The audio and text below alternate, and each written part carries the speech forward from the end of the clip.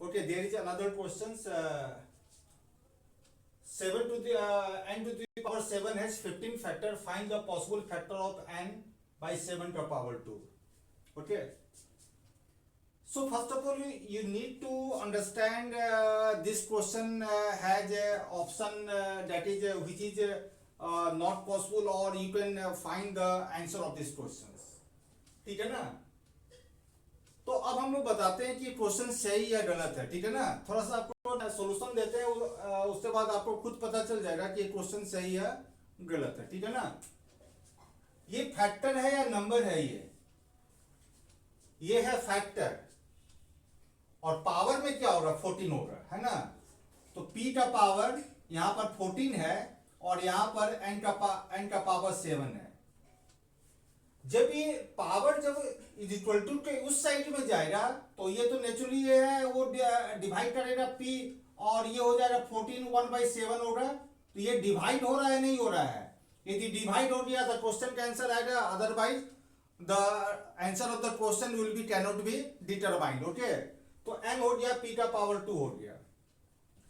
अब यहां पर ये भी देखना है, आपको ये भी देखना है कि ये जो n जो है 7 का पावर 2 से डिवाइड भी होना चाहिए. हम आपको पिछला क्लास में बताया था, लास्ट क्लास में 12/4 ये होता है 3, तो 3 का फैक्टर होता है 1 और 3.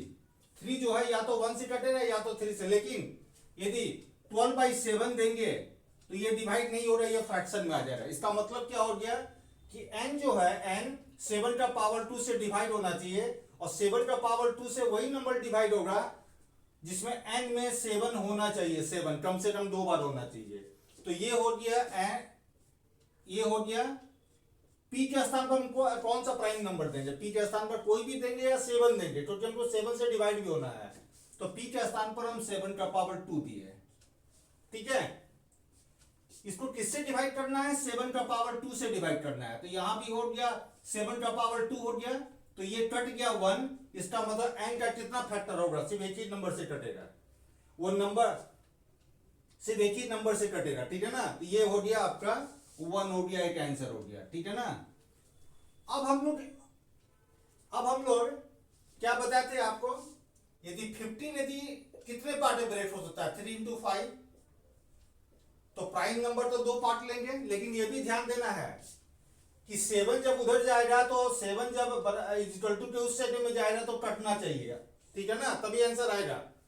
तो अब यदि हम यहां पर 3 है, यहां पर 3 है तो पावर जरूर 2 होगा, और यहां पर 5 है तो पावर जरूर 4 होगा, और नीचे में प्राइम नंबर होगा. 7 का पावर 2 से कटने के लिए 7 का पावर 2 से कटने के लिए 7 का पावर 2 से प्राइम नंबर एक 7 जरूर होगा. ठीक है ना? यहां 7 ले लिए और यहां पर मान लो कोई भी प्राइम नंबर ले लिए. ये हो गया आपका n का पावर 7 हो गया. ठीक है ना? n का पावर 7 हो गया. अब यदि हम 7 को उस साइड ले जाते हैं तो ये 2/7 हो जाएगा, ये 4/7 हो जाएगा. तो यहां तो डिवाइड नहीं हो रहा है, इसका मतलब आगे हम लोग क्वेश्चन का आंसर जो है नहीं फाइंड आउट करवाएंगे. एक ही आंसर होगा. वो कौन सा आंसर होगा? वो 1 होगा.